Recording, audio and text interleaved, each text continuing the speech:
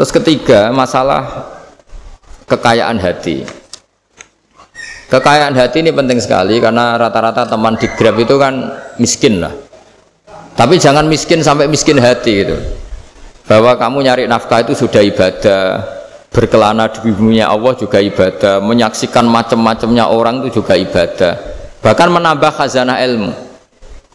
Di antara warisan ilmu yang kita dapatkan dari Rasulullah SAW, misalnya kamu jalan-jalan, punya kaki dua, punya tangan dua. Gara-gara jalan-jalan sering ngerti orang yang buntung. Alhamdulillah meskipun saya hanya Grab masih punya kaki utuh. Terus ketemu orang buta ya gitu. Alhamdulillah ladzi afani mimma btalaka bih. Alhamdulillah saya terselamatkan dari seperti itu. Sehingga melihat orang maksiat juga gitu. Saya meskipun gini terselamatkan dari tempat maksiat dari. Sehingga hidup itu tidak nelongso gitu. Ada nilai lebih yang kita punyai. Jadi di antara kebaikan Islam adalah orang disuruh ingat sisi nikmat. Nah, kalau nikmat itu sudah ada semua, kata Imam Ghazali, nikmat hidup. Kata Imam Ghazali, jika nggak ada kenikmatan yang Anda punyai, kamu datang ke kuburan. Disuruh datang ke kuburan. Dan kamu bilang begini, kenikmatan kembali ke dunia adalah kenikmatan yang diinginkan mulai yang mati zaman Nabi Adam sampai kiamat. Jadi kalau Fir'aun yang pernah jadi raja, Namrud, semuanya, bahkan orang-orang soleh sekalipun, kalau kamu tanya keinginan terbaiknya apa? Ingin kembali hidup untuk membenahi kesalahannya zaman hidup. Artinya apa? Kehidupan yang kita miliki sekarang adalah kenikmatan yang dirindukan mulai yang mati zaman Nabi Adam sampai kiamat. Maknanya apa? Kita punya kenikmatan yang luar biasa karena kenikmatan yang dirindukan oleh orang yang sudah mati mulai dulu sampai sekarang. Apapun masalah hidup Anda ini punya kenikmatan yang enggak tertandingi, yaitu namanya hidup. Barokahnya hidup itu kita bisa tobat. Setidaknya ingin tobat. Kalau nggak bisa tobat, ingin tobat. Makanya di Indonesia itu banyak nyuwun sewu, banyak maling yang anaknya itu soleh. Karena kalau ngandani anaknya tetap gini, wes le bapak tok sing lakoni kue ojo, bapak tok yang alami ini kamu jangan. Banyak di Indonesia orang nggak bisa baca Quran, anaknya hafid. Karena setiap bodoh itu tidak diwariskan. Wes le bapak tok sing bodoh kue ojo bodoh. Mungkin teman-teman di Grab juga gitu, wes bapak tok cong sing nasi pengen kue ojo. Jadi kebaikan begini itu akan terus-menerus diwariskan. Sehingga banyak orang tidak tamat SD anaknya dosen, nggak tamat SMP anaknya dekan. Karena setiap dari kita itu cita-cita kebaikannya menurun ke anak cucunya, keburukannya berhenti di dia. Cara wong Jawa itu bapak tok sing nglakoni. Nah, di sini saya jelaskan tentang kekayaan rohani. Jadi saya mohon ketika Anda jalan-jalan nganter penumpang itu harus sering muji Allah Subhanahu wa taala. Ya, saya bacakan ayatnya, at-taibunal abidunal hamidun. Orang baik itu yang tobat, yang ahli ibadah. Di antara definisinya itu as-saihun, yang sering jalan-jalan. Siyaka itu jalan-jalan. Jadi orang paling bejo sak donya itu sampai harus jalan-jalan ibadah dapat uang. Tapi syaratnya ibadah. Sekali tidak ibadah dapatnya masalah kan? Sering goncekkan orang cantik terus ingat istrinya tidak cantik. Sering goncekkan orang yang sopan, yang santun terus ingat andekan ini istri saya di rumah rewel gitu. Jadi kalau kamu tidak taat itu adanya penyesalan. Di lampu merah ada orang naik Ferrari, naik Alphard, sementara kamu di rumah hanya mobil butut, kadang malah tidak punya mobil. Jadi kekayaan rohani itu dimulai dari mana? Dimulai dari taat. Cara berpikir itu taat, bukan maksiat. Sekali Anda cara berpikir maksiat, maka adanya hanya penyesalan. Semakin pengalaman di luar, semakin penyesalan. Karena di luar sana banyak orang yang dapat nikmat yang lebih dari Anda. Tapi sekali Anda taat, kamu akan mensyukuri apa yang Anda miliki dan tidak pernah ingin sama yang dimiliki orang lain. Sehingga orang-orang yang sering pergi itu sama Allah dipuji. Jadi tidak ada nabi kecuali di antara ibadahnya itu jalan-jalan. Fasiru fil ardi. Sehingga semua nabi itu mesti pernah melakukan perjalanan internasional. Rasulullah Muhammad SAW pernah jalan-jalan sampai ke Syam, padahal beliau orang Mekah. Nabi Ibrahim yang orang Syam pernah perjalanan sampai ke Mekah. Karena diantara kearifan itu ya dimulai dari apa? Jalan-jalan tadi. Kamu ngerti orang yang macam-macam. Makanya diantara kebaikan umatku kata Nabi itu siyahah fil ard, sering berkelana. Tapi tentu untuk mengambil pelajaran. Atta ibunal abidunal hamidun saihun. Nah, agama mensupport itu. Sehingga kata Nabi, jika ada orang kok sholat qobliyah, ba'diyah semuanya di masjid, sama Nabi ditegur, la taj'alu buyutakum kuburan, rumah kamu jangan jadikan kuburan, harus dapat jatah apa? Sholat. Kata ulama, kalau ada orang sering sholat di satu titik, itu ditegur, kamu harus ganti titik yang lain supaya saksi bahwa kamu di bumi sholat itu banyak. Jadi kita ya punya nilai positif juga tentang apa? Karena kita sering siyahah, kalau bahasa Arabnya itu sering keluyuran, saksi kita kebaikan juga banyak. Tapi pesan saya paling pokok tadi ya, jadikan komunitas kebaikan itu punya nilai jual. Syukur-syukur fid dunya hasanah wa fil akhirati hasanah. Ya kita bersyukurlah di Indonesia itu. Saya masih ingat kecil saya itu ya sekitar saya umur 15-14 tahun. Setiap mau pergi itu pesannya orang-orang yang sering pergi itu jangan masuk terminal jam ini di perapatan ini, karena yang namanya preman itu dulu dominan. Sekarang sampai jam 2 ada orang pakai jilbab, kadang ya orang pakai peci, yang nggak pakai peci pun ke musola sholat terus. Yes, pokoknya kebaikan itu jadi komunitas dan jadi nilai jual. Bahkan tadi misalnya ibu-ibu yang pergi malam itu kan mesti ada orang-orang yang jadi langganannya karena terkenal apa? Amanah. Yang dititipi anak juga pilih orang yang terkenal apa? Amanah. Nah, nilai amanah ini harus kita jaga terus supaya kamu ya bisa bekerja, orang lain juga nyaman karena amanah tadi, Allah juga senang karena amanah itu perintahnya Allah Subhanahu wa ta'ala. Dan Indonesia harus menuju ke sana. Pemimpin juga harus gitu. Pemimpin bawaannya amanah, bawaannya apa, yang memilih dia juga senang karena nggak malu lah. Tapi kalau kita milih ternyata kita pilih tahu-tahu ditangkap KPK kan ya malu gitu. Dulu kita kampanye mati-matian, ternyata dia ditangkap KPK. Tapi kalau dia amanah kan ya seneng. Sama kalau tukang Grab ketangkep satu karena penodaan atau karena pengkhianatan, yang malu juga semua. Karena kadang-kadang nanti digeneralisir seakan-akan semuanya seperti itu. Tapi dengan reputasi panjang, nggak pernah terjadi apa-apa dalam Grab kan otomatis lainnya juga terangkat. Nah, ini yang dimaksud wa'tamiru bainakum bima'ruf. Jadikan kebaikan itu urusan bersama. Makanya andaikan negara itu sudah mengoptimalkan polisi, TNI untuk meringkus preman, oke itu baik. Tapi ya lebih awet lagi kalau itu ditopang apa? Masyarakat. Karena yang nggak amanah terkucilkan, terus akhirnya Grabnya nggak laku, akhirnya dia dipecat, akhirnya kan yang maksiat hilang, yang kriminal hilang, yang ada hanya Grab yang baik. Begitu juga di dunia apapun. Itu yang dimaksud wa'tamiru bainakum bima'ruf. Jadikan kebaikan ini urusan apa? Bersama. Nah, karena kita baik, otomatis jadi teladan yang baik bagi anak kita, istri kita, tetangga kita. Dan karena kita baik, maka terhormat. Sehingga orang melihat Grab itu simpatik, respect, karena reputasinya baik. Nah, karena orang respect tidak dicibir. Barokahnya tidak dicibir, tidak mangkel. Barokahnya tidak mangkel, tidak saling ejek, bahkan tidak saling bunuh. Coba kalau kita jelek, dicibir orang, kita dalam keadaan mabuk, tidak terkontrol, bunuh. Jadi efek dari maksiat itu begitu buruknya. Sehingga penelitian itu mengatakan kebanyakan kecelakaan ya pemicu utamanya rata-rata ya nyupir dalam keadaan mabuk. Beberapa nyuwun sewu kasus-kasus kriminal rata-rata ya dipicu oleh hal-hal seperti itu. Makanya meskipun di luar saya tolong hindari narkoba, hindari hal-hal yang maksiat supaya pekerjaan Anda ini barokah. Kemudian yang terakhir saya beri ijazah tentang Al-Fatihah ya, karena ini surat yang populer. Kalau saya ijazahi Quran 30 juz pasti sampean nggak hafal. Atau ijazah surat Baqarah, kalau mau Baqarah mau.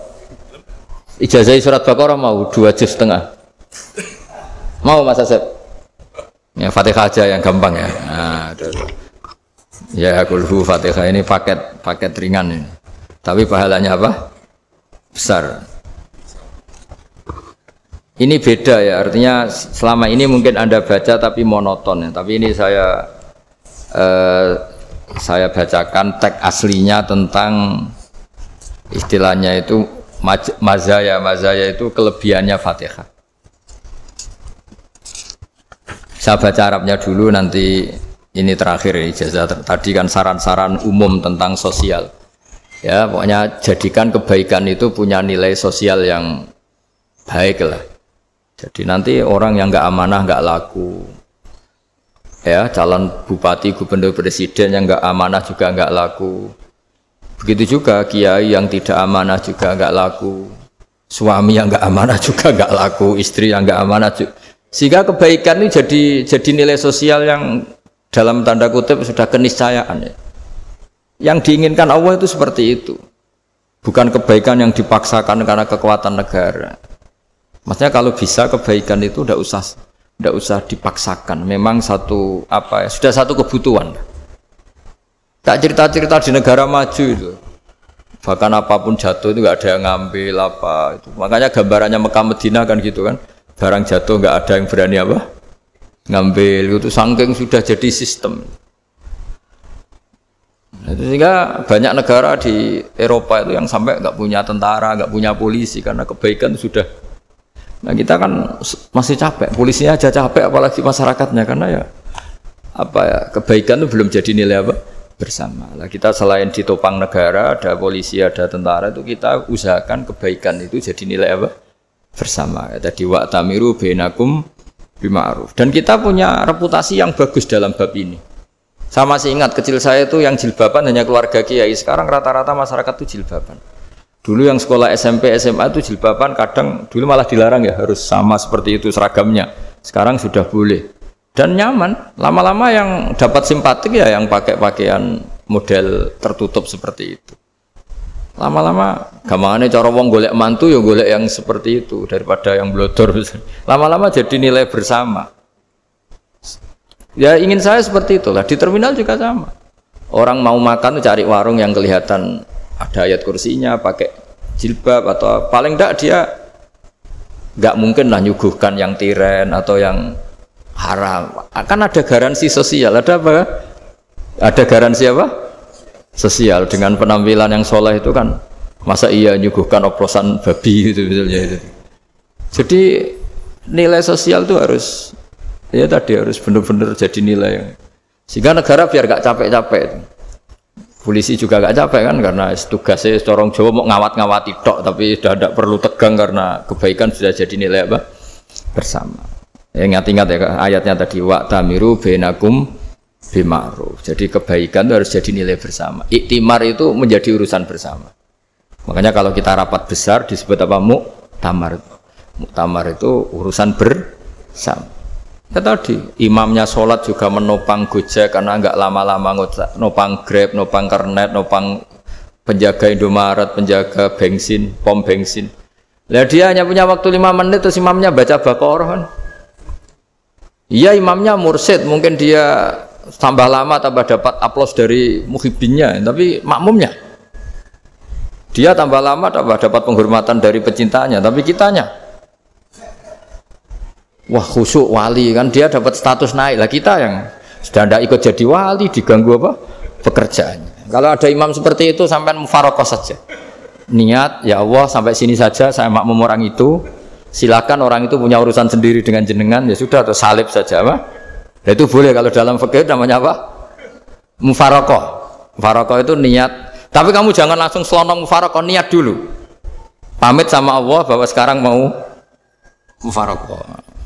Tapi ya jadi sholat yang aneh kan, imamnya masih rukuk, kamu terus sujud, terus apa-apa selesai ya. Mungkin dalam pandangan itu orang lain ini maksudnya makmum gimana ini kok begini. Tapi sudahlah Allah Maha tahu. Insya Allah dimaklumi. Ya saya baca tentang Fatihah ya, karena sampean pasti sering baca Fatihah. Supaya apa sekaligus jadi jimat lah gitu. Jadi Kalau kamu sering di jalan-jalan yang mungkin sepi atau mungkin kan tidak semua teman Grab itu nasibnya bagus yang di Semarang Jogja. Mungkin yang di Kalimantan di Papua kan ada yang 10 kilo gak ketemu rumah, ya kan? Ya, lihat di TV-TV itu kan kasihan kan. Sudah 10 kilo gak ketemu rumah, penumpangnya kuwekar preman tuh kan. Ini makan orang enggak kan gitu. Kan ujiannya dua. Kalau penumpangnya cantik itu ya kecoba syahwat, kalau preman takut. Jadi orang itu selalu ujian itu. Sing sedengan itu kan jarang orang itu. Jadi kalau penumpangnya perempuan cantik ujiannya itu syahwat, kalau preman ujiannya ketakutan. Kalau orang yang lemah bawa uang ujiannya kamu ingin garong. Jadi hidup itu memang semuanya ujian. Liyabluwakum ayyukum ahsanu amala. Makanya saya sering ditanya oleh teman-teman, Gus, nah ujiannya kenal wong wedok elek piye sama? Kenal wong ayu ujiannya syahwat, kenal wong elek ujiannya ngenyek, itu sama-sama dosa. Syahwat ya dosa, ngenyek juga dosa. Wah elek keriting untune metu ya dosa ngomong gitu. Kadang-kadang orang berpikir enak kancanan wong elek gak dosa. Kata siapa kancanan wong elek itu ya dosa karena bawaannya ngenyek. Ngenyek itu menyepelekan itu. Makanya saya itu ya nggak mau berteman sampean. Nanti kan bawaannya ngenyek atau seneng ya tidak tahu. Ya sudah ada takdir saja kalau ketemu ya tak ulang ngaji gitu. Tapi ini ngaji terakhir, setelah ini ngaji biasa aja, tidak usah resmi gini. Ngaji kok resmi aneh. Pokoknya nanti suatu saat kalau pandemi sudah berlalu saya akan ngaji Rebone. Ini ngaji. Ini ngaji yang kurang bagus karena ngatur kiai kurang berkah ini. Nanti tapi ya lumayan lah masih mau ngaji. Ngaji kok tanggal ini jam ini. Sekarang suatu saat kamu tak panggil, Mas Wahyu datang ke sini jam ini, tidak mesti bisa.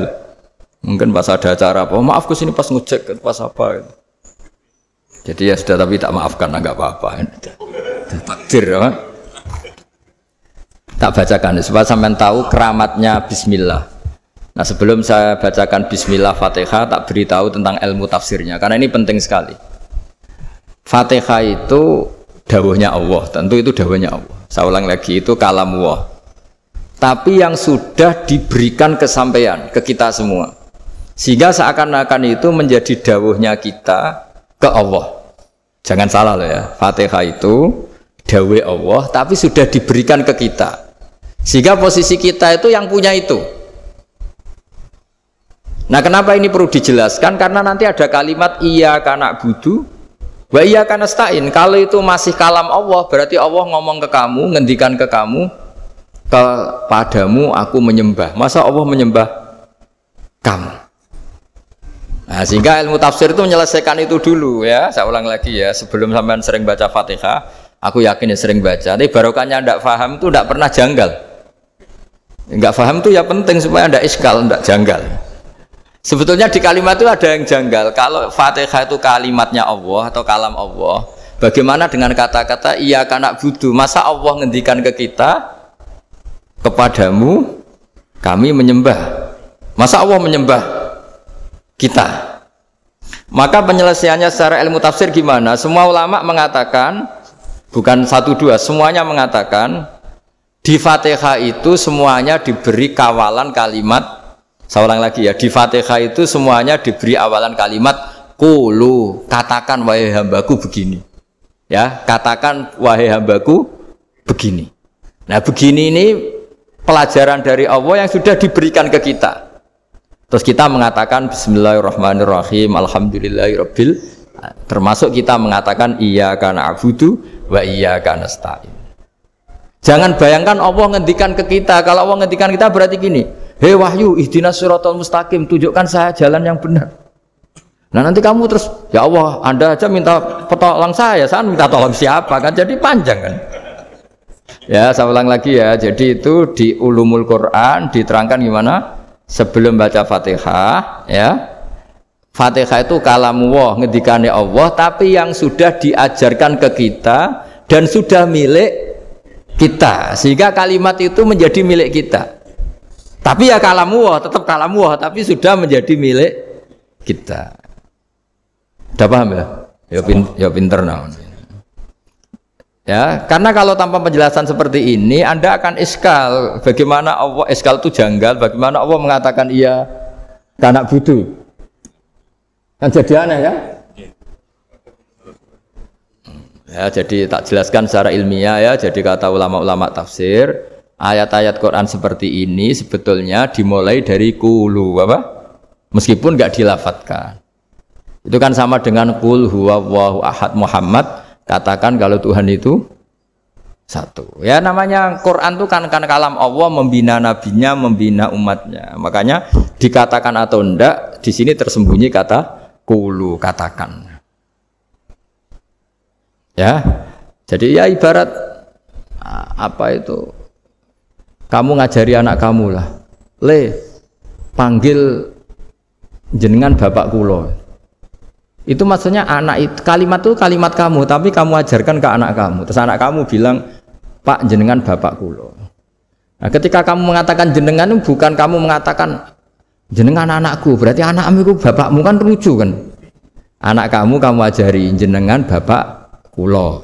Kamu, engkau, bapak saya. Terus anak kamu mengulang jenengan atau kamu bapak saya. Berarti itu kalimat yang kamu ajarkan, tapi sekarang sudah milik anak kamu.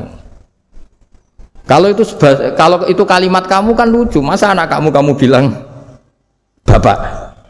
Nah itu seperti itu. Jadi ulama memberi solusi atau jawaban iyyaka na'budu wa iya, itu sebelumnya ada kata-kata qulu, katakan wahai hambaku, hubungan kamu dengan saya adalah katakan iyyaka na'budu wa iyyaka nasta'in. Terus hubungan kamu dengan saya katakan juga dalam doamu ihdinas siratal mustaqim. Jelas ya, jadi itu kalam Allah yang sudah milik kita karena diajarkan Allah untuk kita. Dong ya? Ya dong, gak jelas ya. Tapi bagus, gak jelas tuh bagus. Kalau kamu jelas gak jadi di Grab, jadi gubernur.